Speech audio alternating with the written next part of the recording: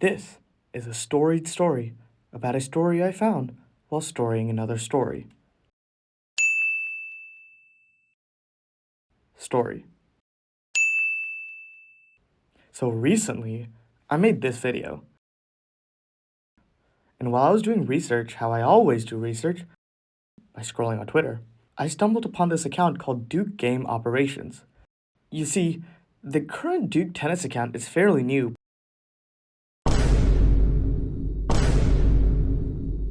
but Game Operations has been around since, well, forever.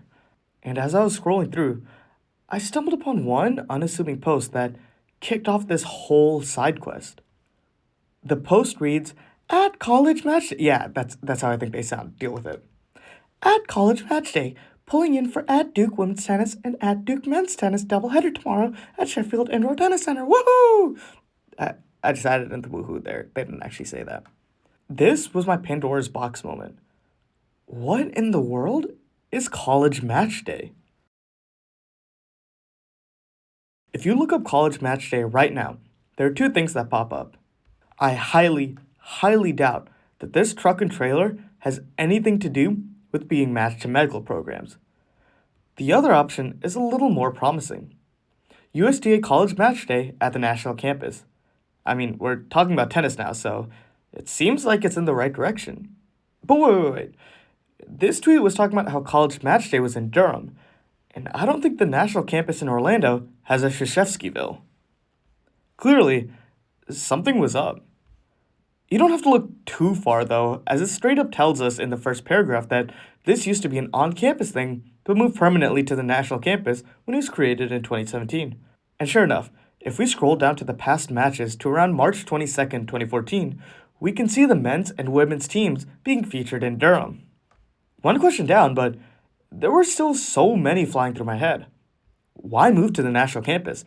Why were there no matches held in 2014? Why has this website not been updated in years? See, I understand why the Florida teams played there, but why the service academies?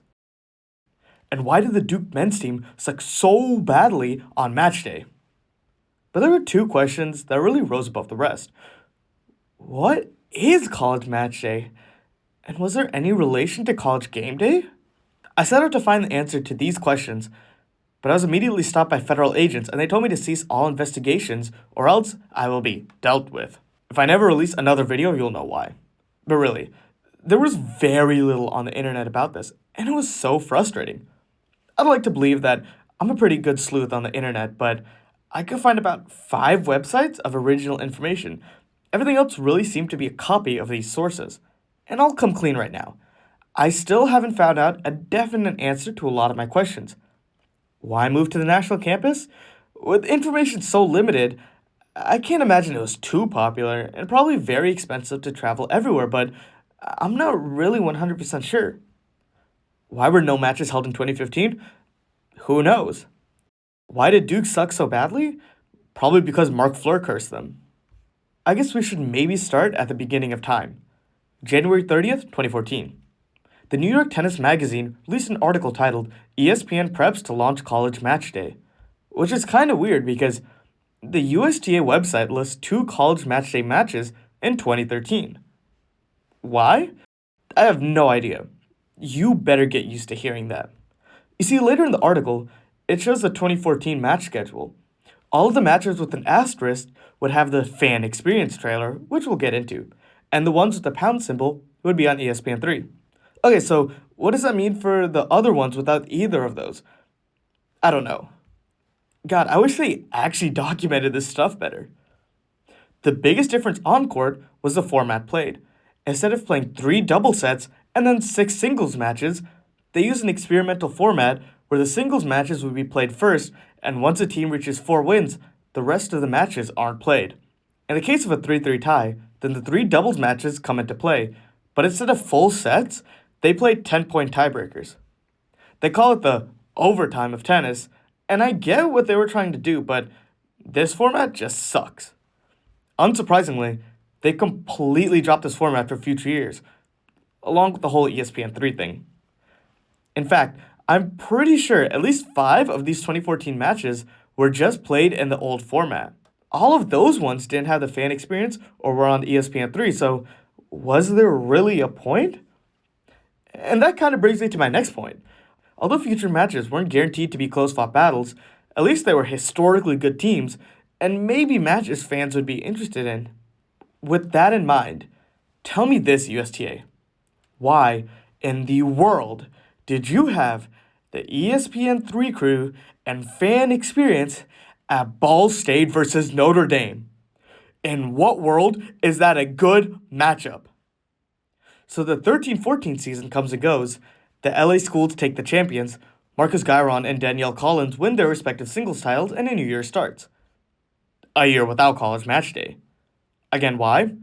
No one knows. There is not a single piece of information out there. I swear to God. The next year, it finally returns for just 5 matches in March and April, without the fan experience. They basically just televised 5 games that year. That's all.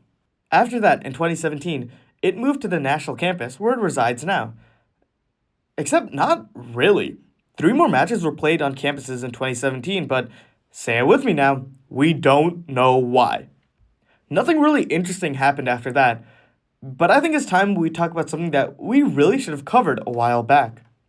What exactly is this fan experience thing they keep referring to? Well, I couldn't find an explicit list of what went on, but imagine like ACC huddle events, but much, much, much smaller. There was a station to take photos. You could buy merch.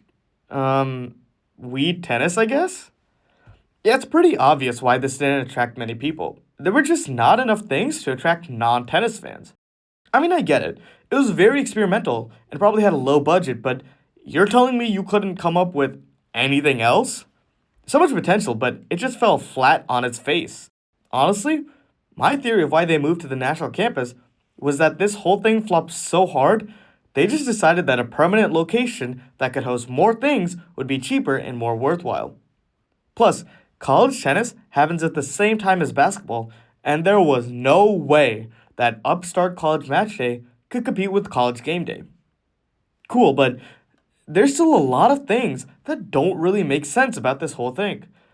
I've already talked about the lack of record keeping, but there's just a lot of Twitter oddities. The accounts keep referencing at USA College 10s, but that account doesn't exist anymore. Same with the at College Matchday account. Why would accounts like these just be deleted? And I keep seeing a lot of hashtag College 10s, but I can't find out anything about it. There are accounts linked to it, like at Collegiate 10s, but what does that mean? So many dead links and dead accounts. What happened? And at least on social media, it seems like only 3 schools really even talked about this at all. Duke, Texas A&M, and Oklahoma State. Man, OK State makes up about half of these tweets. Thank God for Stillwater. Oh, and Oklahoma State in 13 and 14 was rockin'. But unless some miracle updates just emerges from the heavens, I think this is as far as we'll get. I'm really intrigued though.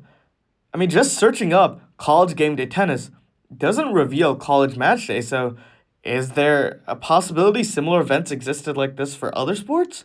I don't know, but I think I really learned something on this journey, something that relates to life. No matter who you are, where you go, or what you do, you cannot escape Manny Diaz.